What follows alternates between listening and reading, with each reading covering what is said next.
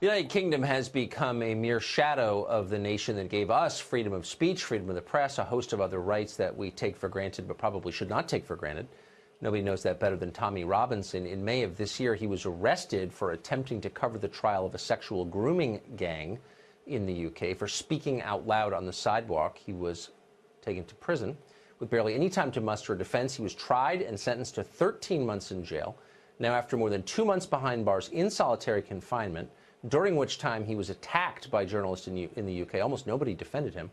But tonight he has been released on bail after winning an appeal. Tommy Robison joins us now for his first and only interview. Tommy Robison, thank you very much for agreeing to talk to us. I know that you've spent the last 2.5 months by yourself in a cell, so you're probably feeling a little bit bewildered to be out.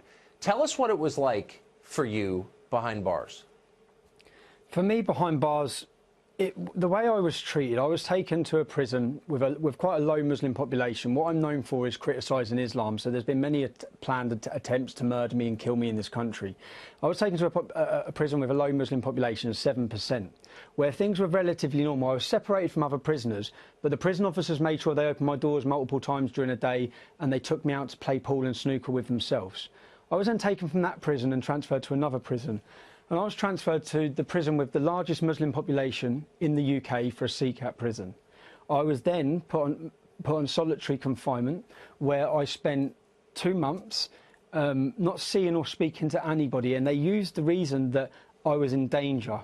Now, they would have had risk assessments before I went there. I was purposely taken to be put in danger, so that then that reason can be used to then put me on solitary confinement. And if you think about what has happened in this case, it took a number of hours to take me before a court, prosecute me, unlawfully imprison me, and then it took 2 months with the prisons moving me to prevent my legal access, shortening my legal visits, and it took months before I got the opportunity to go before a judge. Once the judge heard what had happened in the trial, we found so many illegal and wrongdoings within this kangaroo court that then it took another 2 weeks before I was freed.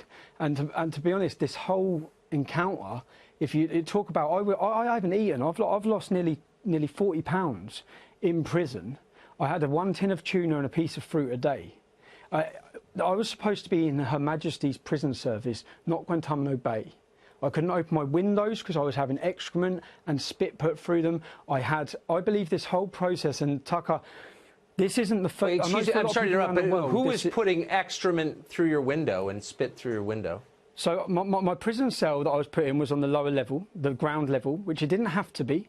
So it was on the ground level. So every prisoner would walk past my cell window, everyone as they walk out. So when my windows were open, every prisoner's walking past. The mosque for the prison was directly opposite my cell. So every time, and we've had huge heat waves, I was literally drenched day to day, and I had excrement and spit thrown through the doors, through my windows. So in the end, I had completely blocked up windows, had to block up all of my cell windows. And all of this, when I say this, to a lot of people around the world, this current case, and the world has watched it, has shocked them. For me, this has been nothing new. There's some things I have not spoke about in the past, where in 2012, I spent 5 months on solitary confinement in the British prison. This goes against every human right and every law. I spent 5 months on solitary. When I come out, I was diagnosed with a form of post-traumatic stress disorder. I've never spoke about that publicly because I don't want to insult members of the military who have witnessed war and try and compare being locked in a cell and on solitary confinement to that. But my medical records are fully aware, that the authorities are fully aware of them, the government are fully aware of them, the prison service are fully aware of them. They know what that did to me. They know what I went through after that. But I guess, may I interrupt you? I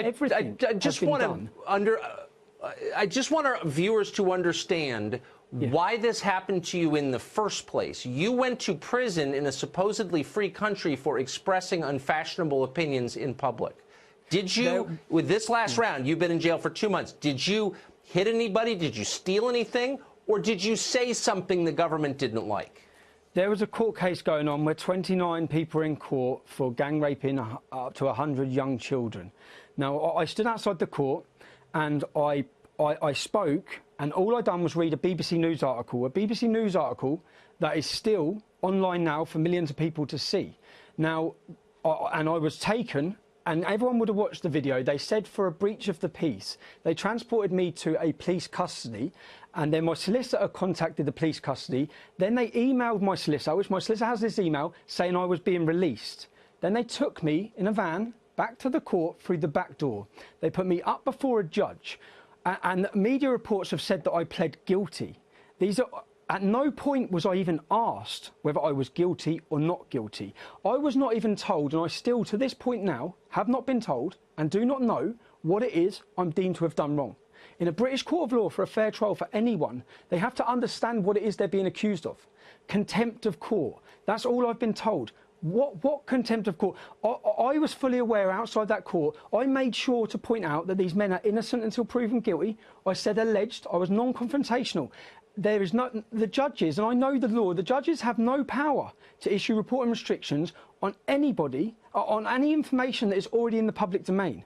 I was taken and whisked away, and what we've seen this week is the highest judge in our country has completely condemned this as flawed, completely criticised the handling of this case, the kangaroo court style it was to imprison me. And my biggest concern with it is, at this time, that when this has happened, and so many people, I say thank you to the Middle East Forum, a thank you to Congressman Gosar, a thank you to Ambassador Brownback, people, a thank you to yourself, Tucker, people who come out, because we know that in this country, anyone who speaks about Islam, you can be a complete liberal. The minute you mention, criticise Islam, you are deemed and attacked by everybody. Now, and people put their neck on the line. Let me just ask you now, did anyone defend you? I mean, even if people disagree with you, you would think some would say he has a right, this man has a right to express his opinions. Did anybody defend your right to say what you think is true? Everyone of authority and every media company and mainstream media lined up to completely do hatchet jobs about why I should be in prison and how I deserve to be in prison. And the worst one, I'm reading a human rights lawyer defending why I should be in prison. Now, I'm in prison. I'm facing absolute. Yep. They know what they're doing to me. They know. At the time when I was in prison, they then come and see me in my prison cell and say, police are on their way to your house because there's intel there's going to be acid attacks against your wife. Now, I'm sorry, Tommy. We're out of time, okay. And on that sad note, I wish you good luck in recovering from this and on the time you're going to take off. And I just want our viewers to understand that this has happened in a country that we believed was free, and without our vigilance, it could happen here. That's not hysteria. It's real. Tommy Robison, thank you very much.